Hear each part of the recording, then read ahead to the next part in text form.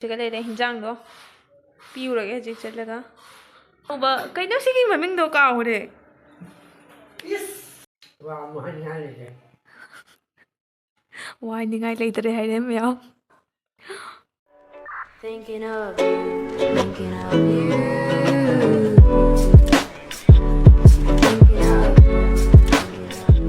Good morning guys, welcome to my new vlog. Do mayam si ai akoi gi madawna nahan lakpada keno purak paneba si Mairen se do ngasi ai Mairen se thongani do sei siga ina jenam ga morok ka thamme dai si sina kenoni kai habno si se kai habno ne hangam maru sorry hangam maru dai gi si sina do chana nahan khajin che le paneba ko do ngarang khoi na ngau tho tham maneba ko do si se hapani keno siga Mairen thongba siga do ai hajik thongani mayam jing na si siga dada ni hakmu lae moi hajik kana meter change tawbune na tawiba ko anoba rule lae na do moi hajik kana meter se change sauri akoi gi hanai duna lothoga anoba bandoi ne ba anoba kaino sigi maming do ka hore Yes. Ano ba kano meter na wo pale du phau phajik meter ise basta do na hal do kai da bu tham doi ba da do sona kan gi room madak ta do mayam siga le son papri nahan mamjai na pirak pane ba ko ani khak pirak pani dugai duga ama khak chan loi hele do si ama dik cha doi ba ko do se roji de thuga hen ge asi pli dui mi da thami do kai gi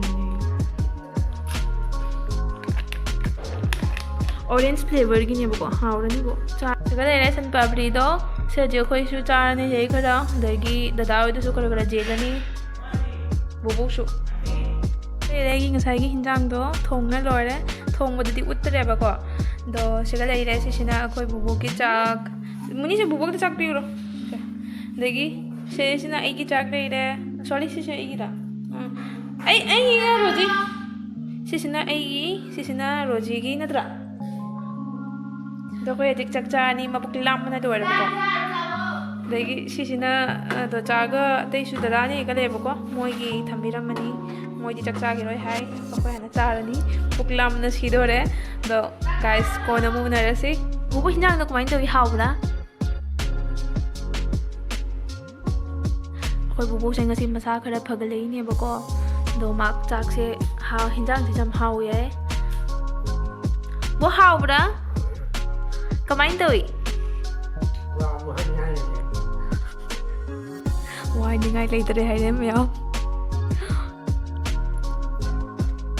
Kanan thongi na khangra bu se ai ne thongi ba